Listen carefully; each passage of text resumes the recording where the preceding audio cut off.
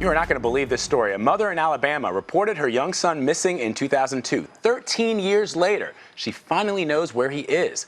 Julian Hernandez disappeared when he was 5 years old. He is now 18 and has been found living in Cleveland.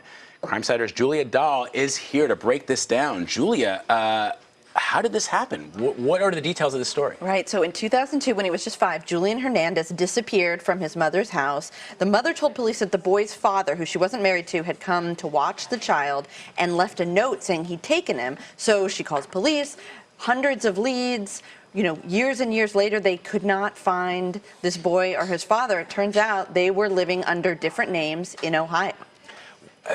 So it's essentially a kidnapping. Yeah.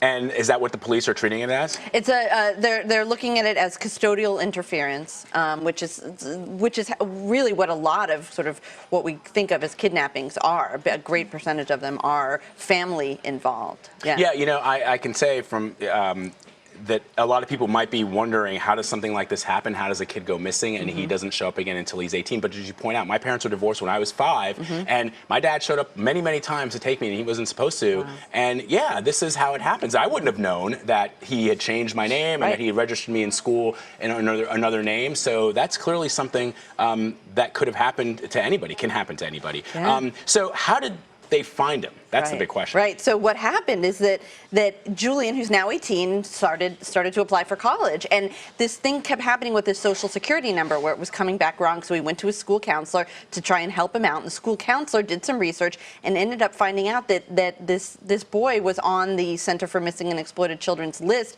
of kidnapped children. Wow. Yeah, so it's unclear who actually called the police, but police got a tip in the case last Friday and arrested the dad. And you know, now the mom, at the very least, knows that her son is alive and well, even if, you know, living thousands of miles away. Is this a thing that if she doesn't decide to press charges, he goes free, or? No.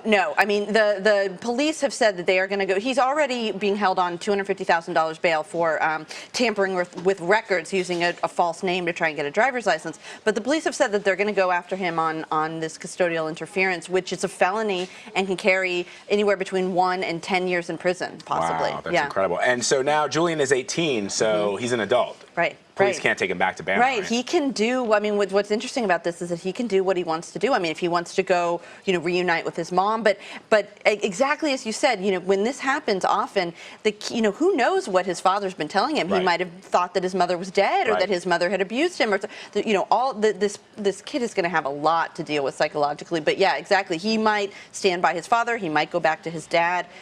We really don't know right now. And as you pointed out, many of the snatchings that happen are always, or not always, but are typically by somebody the child or the family knows. Right. The Center for Missing and Exploited Children gets, you know, hundreds of thousands of reports of missing kids every year, and most are actually runaways, but 12%, the largest group, are family abductions. It's only a tiny percent, like 1%, are these sort of stranger abductions. You know, just over about 100 a year, they think, that everyone's so afraid of. It's really much more likely that someone in your family is going to you know, take your kid if your child goes missing. It's a fascinating story. Julia Dahl, thanks for being here. Appreciate it. Thanks. Remember, you can track investigations and read up on the big crime stories of the day at cbsnews.com/Crimesider.